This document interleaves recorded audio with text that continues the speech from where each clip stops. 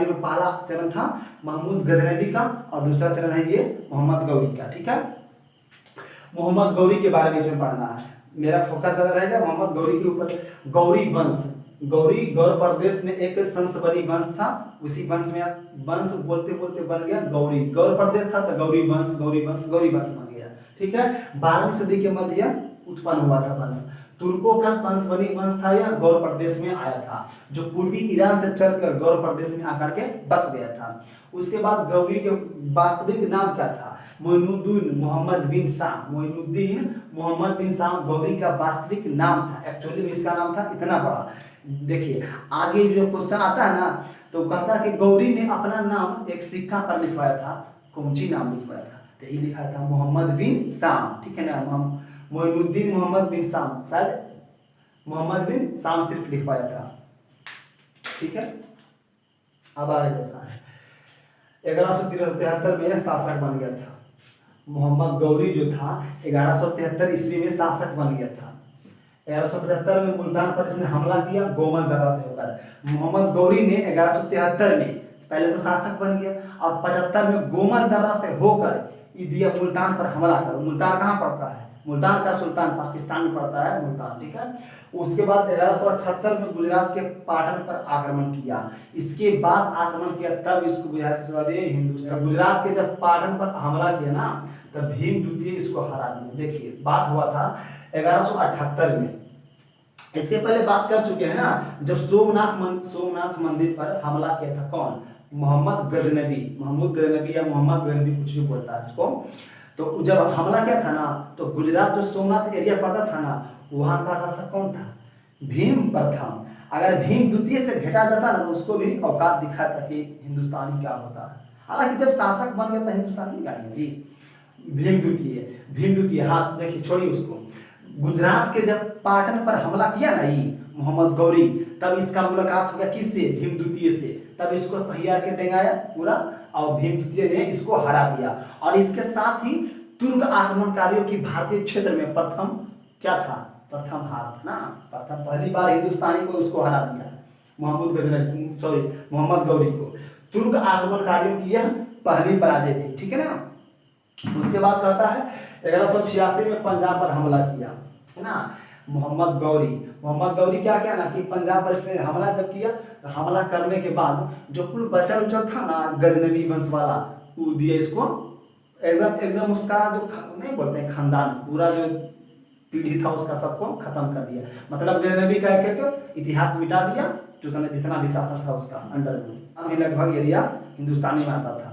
और ये जो गौर प्रदेश था ये अफगानी क्षेत्र में पड़ता था, पूर्वी ईरान से आकर गौर प्रदेश में बस गया था। ठीक है, पंजाब पर जीत गया गजनबी, एकदम खत्म कर दिया उसका वंश को। फिर लाहौर को जीता गया, धीरे धीरे इंटरेस्ट बढ़ता गया भारतीय क्षेत्र में, और गौरी ने भारतीय क्षेत्र के लाहौर पर हमला किया और लाहौर को अगल बगल क्षेत्र जीतता गया और उसको क्या कर लिया, उसको मेन पॉइंट बना दिया, मेन सेंटर बना दिया वहाँ पे। और उसके लाहौर के अगल बगल जो क्षेत्र था सबको जीतता चला गया, लाहौर जीत गया। फिर जब आया पंजाब के भटिंडा पर अधिकार करने के लिए, फिर धीरे धीरे से बढ़ता चला गया। पंजाब के भटिंडा, पंजाब में भटिंडा पड़ता था, ठीक है ना, पंजाब में ही यही लगभग पड़ता है, पंजाब भटिंडा क्षेत्र पड़ता था। पंजाब के भटिंडा पर जब हमला किया ये, तो इसको विवाद हो गया किससे? पृथ्वीराज चौहान से। पृथ्वीराज चौहान को ही पृथ्वीराज तृतीय बोला जाता है। ठीक है ना। क्वेश्चन आता है तो लगा गड़बड़ा जाता है। ऑप्शन क्या देगा? मतलब कि देगा कि तराइन का द्वितीय लड़ाई कौन हारा था, तराइन की द्वितीय लड़ाई कौन हारा था? वह तो पढ़ा है सब, लेकिन सब पढ़ता है। पृथ्वीराज चौहान तराइन का प्रथम युद्ध जीत गया है। पृथ्वीराज चौहान जो है तराइन का प्रथम युद्ध जीत गया है, तो गड़बड़ा गया लड़का। इसलिए ध्यान रखना है कि पृथ्वीराज तृतीय वही है जो है पृथ्वीराज चौहान, मतलब दोनों का एक ही नाम। ठीक है, लाहौर को मेन सेंटर बना दिया था और जीतता चला गया। और जब यही लोग में पंजाब पर चला आया, पंजाब के भटिंडा पर हमला करने के लिए हमला किया वहां पे, तो इसको पृथ्वीराज चौहान से मुलाकात हो गया। और जब मुलाकात हुआ तो सहियार के डंगाया गौरी को भगा दिया, भिड़ गया जाके तराइन में। तराइन के प्रथम युद्ध गौरी हार गया था। देखिए तराइन के प्रथम युद्ध में थोड़ा सा हेल्प इसको पृथ्वीराज चौहान कौन किया था? जयचंद किया था। जयचंद है ना, उसकी एक बहुत सुंदर बेटी थी, अगर थोड़ा सा दोस्ती हो गया इसमें, तो 1191 जो हुआ था ना तराइन का प्रथम युद्ध, मोहम्मद गौरी और पृथ्वीराज चौहान के बीच में, तो थोड़ा सा दोस्ती बढ़ जाता है किसी में भी। अब कोई हेल्प किया तो दोस्ती ना बढ़ेगा, बढ़ गया। अब क्या हुआ कि मोहम्मद गौरी जो है सो कि और इसकी जयचंद का एक बेटी था, उसका सुंदर मतलब सुंदर बेटी था उसका जयचंद का। तब दोस्ती किस में बढ़ता चला गया, जब गौरी को हरा के भगा दिया पृथ्वीराज चौहान, तो इधर से जयचंद से दोस्ती ज्यादा बढ़ गया। अब थोड़ा सा मानो ना, तुम्हारे बगल में है, देख पड़ोसी जल मरे, देखते आ रहा था उसको कि उधर से पूरा जीतने आ रहा है, लाहौर पार कर दिया, अगल बगल जीत रहा है, भटिंडा आ गया है। अब धीरे धीरे जयचंद कन्नौज के तरफ वही पड़ता है, जयचंद पड़ता है, तो इधर आएगा एक बात था। तो ये भी थोड़ा सा हेल्प किया, और इसके बाद पृथ्वीराज चौहान का दोस्ती जयचंद की ओर ज्यादा बढ़ गया। उसके बाद फिर आने लगा, मिलने जुलने आते जाता रहता ना, कोई भी मीटिंग किया तो उसकी बेटी थी, अब गई, वो भी देखा, पृथ्वीराज चौहान भी थोड़ा यंग था, उसकी बेटी भी सुंदर थी। अब दोनों में पता नहीं कैसे प्यार हो जाता है। अब पृथ्वीराज चौहान चाहता है उसकी बेटी से शादी करने के लिए, और उसकी बेटी भी संयोगिता नाम था उसका, उल्लेख किया, वो भी चाहती। धीरे धीरे प्यार हो गया, दोनों शादी करना चाह रहे। जयचंद खुशी आ गया है, और पृथ्वीराज चौहान का रे ससुरी हम प्यार में पड़ गई हो, क्या करिए। तो उसके बाद वो करता है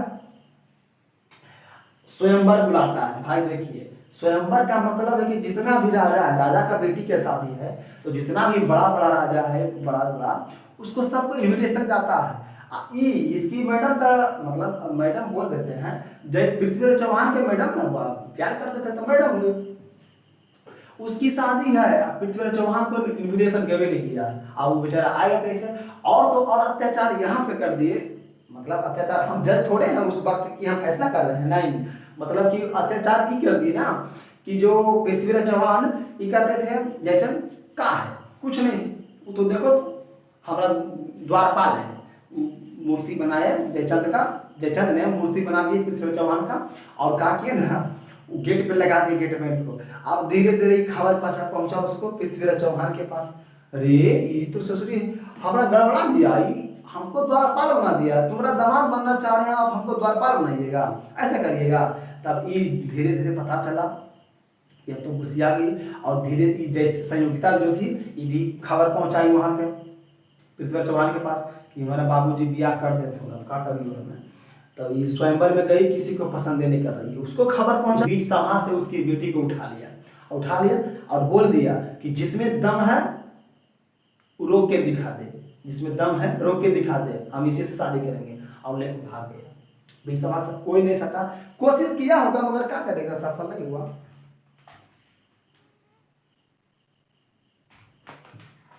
कोशिश किया था मगर सफल नहीं हुआ, और उसकी बेटी को लेकर भाग गए। अब एकदम जयचंद एकदम बहुत गुस्सिया गए। जयचंद गुस्सिया गए तो मतलब क्या करेंगे, छोड़ देंगे, चुप बैठेंगे, नहीं अभी कुछ, अब बैक थोड़ा सा आइए। तराइन के प्रथम युद्ध में थोड़ा सा क्या हुआ था, हेल्प किए थे ना जयचंद हेल्प जब किए थे तब इसी से तो हुआ ना। एक तरफ था जयचंद और इधर पृथ्वीराज चौहान और जयचंद एक तरफ था, ये दोनों तो दोस्त था। तो इसी चक्कर में तो धीरे धीरे दोस्ती ज्यादा बढ़ गया ना, ज्यादा दोस्ती बढ़ गया, और फिर जयचंद के घर जाने लगा पृथ्वीराज चौहान, और उसकी बेटी से प्रेम प्रसंग इसको हो जाता है, और फिर शादी करके, शादी ना किया, पहले ही भाग गया और शादी कर लिया अपने छुपे। उसको कौन शादी बोलते हैं, राक्षस विवाह बोलते हैं शायद। अब आ गया तराइन के द्वितीय लड़ाई। अब तराइन के बार तराइन के मैदान में काहे भिड़ जाता था, अब ये घुसिया गया, उसकी बेटी को लेकर भाग गया। पहले तो ससुरा चक्कर चल रहा था प्रेम प्रसंग में, तो घुसिया गया कि हम बेटी के ब्याह करेंगे। अब बीच सभा में उठाकर किसी की बेटी को लेकर चल रहा, ससुरा बहुत बड़ा तांडव मचा देगा उसका बाप। तो अब ये घुसिया गया कौन, जयचंद।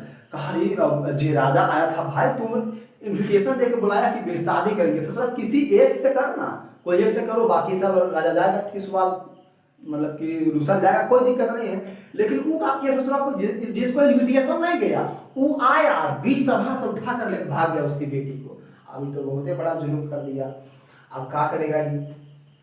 तो अब तो ये दोस्तिया जो हुआ था ये तो जानिया गया था वो ना, जयचंद और ये पृथ्वीराज चौहान दोनों दोस्ती बन गया था ना पृथ्वी गौरी को हराने चक्कर में। अब जयचंद का किया कि पृथ्वीराज चौहान से तो हो गया, अब इधर दुश्मनी, दोस्त दोस्त था, दुश्मनी दुश्मनी हो गया। अब बेटियों को क्या करेगा, प्रेम प्रथा में फंसा दिया तो क्या करेगा। अब ई ऐसा इतिहासकार लिखते हैं कि जयचंद ने इनविटेशन दिया था उसको, गौरी गौरी को, कि आओ तू, इसको हम आधा से बेसी कमजोरी हम बताएंगे तुमको, अब दोनों मिल के मारेंगे इसको, लेकिन तुम आएगा तो तुम जो प्रदेश जीतेगा वो हमको दे देगा, ठीक है। यहाँ तो इतना बोलकर आया था। और उसके बाद जब गौरी आया और दोनों मिलकर सही में क्या किया, पृथ्वीराज चौहान को बंदी बना लेता है और बंदी बना करके अपना प्रदेश ले जाता है और वहीं पे उसको मार देता है, ऐसा सुनने में आया है। देखिए इतिहासकार ये जो लेक्चर है ना कि उसकी बेटी से शादी किया था तो एक बात कन्फर्म है, लेकिन शादी करने के बाद जब तराइन के द्वितीय लड़ाई हुआ तो ये मैदाने में मार दिया और ये अपना प्रदेश ले गया था वो गौरी, ठीक है, गौर प्रदेश। इसमें थोड़ा सा विवाद है, उतना जरूरी नहीं है, अगर छोड़ दिया था पृथ्वीराज चौहान का। और उसके बाद इसका एक दोस्त था वो गया था, वो भी उसको भी बंदी बना लिया था। अब तराइन के दूसरी लड़ाई में पृथ्वीराज चौहान इसके बाद मर जाता है और दोनों उसका बेटी पत्नी भी मर जाती है, तो जिसको ले भागा था और फिर आया। आप देखिए ये तो जयचंद अपना फेरा बुलाया था उसको, गौरी को इनविटेशन दिया था। मोहम्मद गौरी ने इनविटेशन दिया था किसको, मोहम्मद गौरी को इनविटेशन दिया था किसने, जयचंद ने इनवाइट किया था कि आओ तुम पृथ्वीराज चौहान को मारो, हमसे दुश्मनी कर लिया, ठीक है ना। तो अब ये भी कर लिया। अब गौरी तो लेकर के उसको चला गया था उस वक्त, अब तब तक के लिए अपना जो गुलाम होता है ना उस टाइप के छोड़ दिया था यहाँ पे। अब जयचंद को लग रहा था कि ससुरा कब खाली करेगा ये, हम बुलाए तो हमको ना होना चाहिए राज जी, लेकिन नहीं होता है। अब 1194 में भिड़ जाता है गौरी और जयचंद। अभी तो इन्विटेशन दिया था ना, बेचारा जयचंद का किस्मत तो खराब है। पृथ्वीराज चौहान से दोस्ती किया, इसकी बेटी को उठा ले गया, शादी कर लिया, और जयचंद फिर बुलाया उसको गौरी को, और गौरी फिर भिड़ गई इस चंदावर की लड़ाई, है ना, चंदावर की लड़ाई में भिड़ गया यहाँ पे। अब क्या करता है कि चंदावर की लड़ाई जब होता है ना तो जयचंद हार जाता है, मारा जाता है, बेचारा इसका बेटियों मरा गया, दमादो मरा गया और ये खुद हार गया, मर गया जयचंद, ठीक है। एक बार रिवाइज फिर से कर लेते हैं। देखिए मोहम्मद गौरी के बारे में देखना है ना, मोहम्मद गौरी वंश 12वीं सदी के मध्य आया था। यह तुर्कों का संसबनी वंश था जो गौर प्रदेश में आकर बसा था, जो पूर्वी ईरान से आकर गौर प्रदेश में बसा था, ठीक है। इसका नाम मोहम्मद गौरी का वास्तविक नाम था मोइनुद्दीन मोहम्मद बिन साम, मोइनुद्दीन मोहम्मद बिन साम नाम था इसका।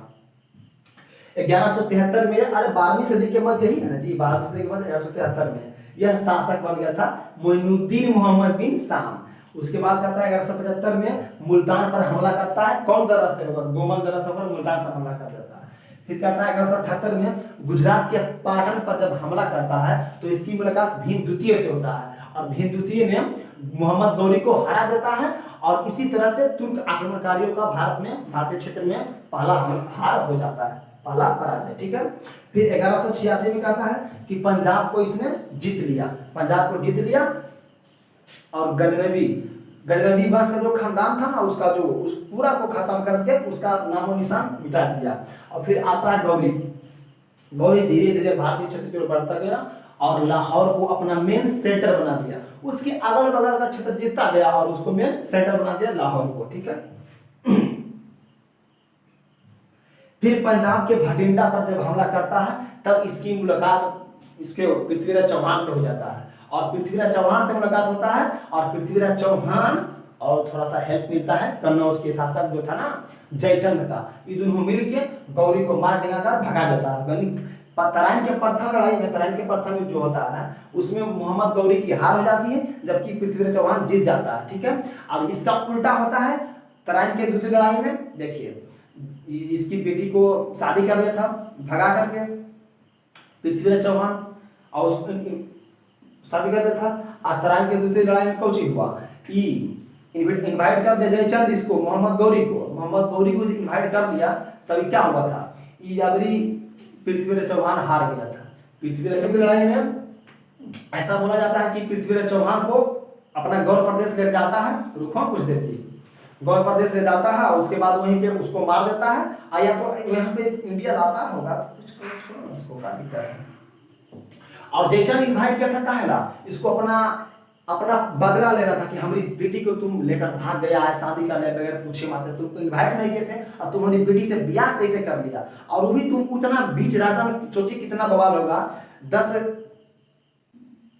कितना बड़ा बड़ा राजा हाल था, नहीं सोचेगा कि तुम्हारी बेटिया से वो उसका चक्कर था पहले, कितना बेइज्जती वाला बात होगा किसी की बेटी के बारे में, बहन के बारे में सब बोलेगा। तो 1194 में चंदावर की लड़ाई में जयचंद हार जाता है, इसका बेटी भी मारा जाता है, दामाद भी मारा जाता है, बेचारा खुद मारा जाता है, पूरा राज्य चौपट कर जाता है। और उसके बाद आता है गौरी का सेनापति बख्तियार खिलजी था, गौरी का सेनापति था बख्तियार खिलजी। ये छोटा क्या क्या था बख्तियार खिलजी, नालंदा यूनिवर्सिटी को, जो यहाँ अभी खंडहर बन गया है, नालंदा यूनिवर्सिटी को नष्ट कर देता है, तहस नहस कर देता है, कहा बौद्ध धर्म नारा तो गैलो, ठीक है, उसको फोड़ फाड़ देता है, स्कूल को तहस नहस कर देता है, पूरा जला देता है 1398 में। और उसके बाद क्या करता है, बिहार शरीफ जहाँ आपका सेंटर चलता है गिरिवल जीएस रिसर्च सेंटर, उसको क्या करता है, एक शहर बसाता है बिहार शरीफ। शायद वो जानता होगा कि एक सेंटर बनेगा गिरिवल जीएस रिसर्च सेंटर यही बिहार शरीफ में, इसलिए बना देता है, शहर बसाता है। इसको क्या बोलेगा, इसे थोड़ा चट्टा ही नालंदा यूनिवर्सिटी को नष्ट कर दिया।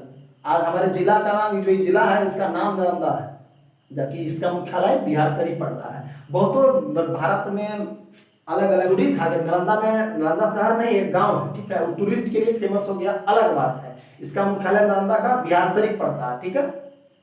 उसी तरह हर जिला का मुख्यालय उसी में जिला में होगा, ये गारंटी नहीं है। कुछ कुछ जो इतिहास में फेमस है उनके लिए वो जिला तो नाम तो हो जाएगा, लेकिन मुख्यालय अलग बनाया गया। बिहार शरीफ नामक शहर बसाता है कौन, यही बख्तियार खिलजी। और नालंदा यूनिवर्सिटी को नष्ट करता है कब, 1198 में बिहार शरीफ शहर बसा दिया।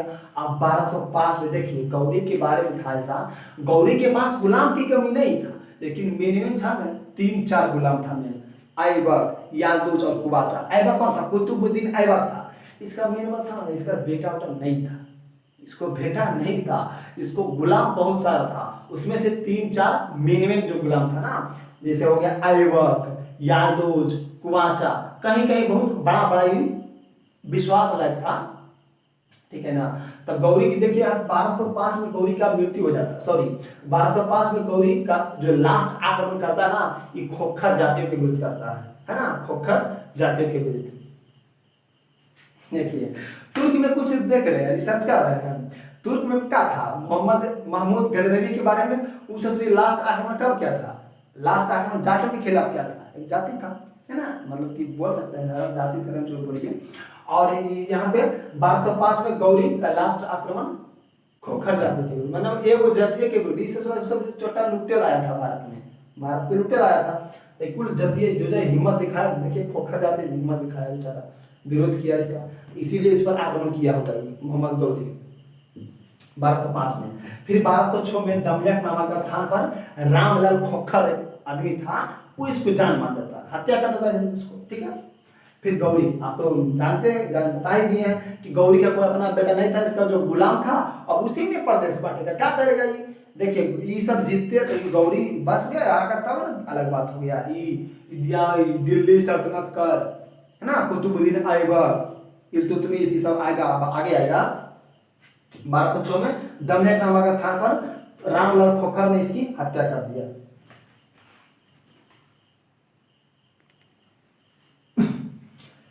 बारह सौ में रामलाल खोखर ने इसकी हत्या कर दिया। फिर गौरी के 3 गुलाम थे, ऐबक, याल्दोज और कुबाचा। ऐबक, याल्दोज और कुबाचा। मोहम्मद गौरी के अपना कोई बेटा नहीं था, इसको बहुत सारा गुलाम था, ऐबक, याल्दोज और कुबाचा।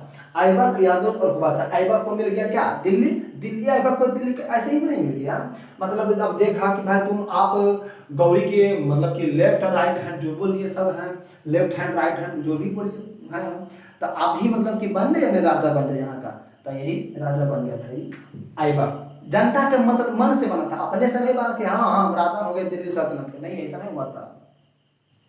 और याल्दोज को मिल गया गजनी, याल्दोज को गजनी में देखिए जी, जिसका जो था ना, जहां जहां जिसका ज्यादा वर्चस्व था, वर्चस्व मतलब कि जहां आवागमन मेन रूप से कहीं तो वो कोई बड़ा पद पर रहबे करेगा ना, तो याल्दोज को मिल गया गजनी, है ना, गजनी।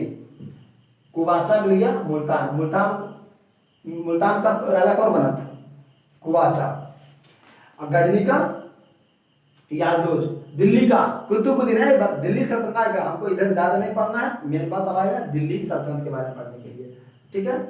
ये गजनी इधर पड़ता है, शहर है ना, यादोज, ये फिल्मा वाला गजनी नहीं, आमिर खान वाला, दूसरा गजनी शहर डिवाइड कर लेते हैं से। तो ये देखिए गौरी का सेनापति था बख्तियार खिलजी, जिसने नालंदा यूनिवर्सिटी को नष्ट कर दिया था और बिहार शरीफ नामक शहर बसाया था, ठीक है। 1205 में गौरी ने लास्ट आक्रमण किया था खोखर जाति के विरुद्ध में। अब खोखर जाति के विरुद्ध में आक्रमण किया था और 1206 में रामलाल खोखर ने आया और उसकी हत्या कर दिया, ठीक है।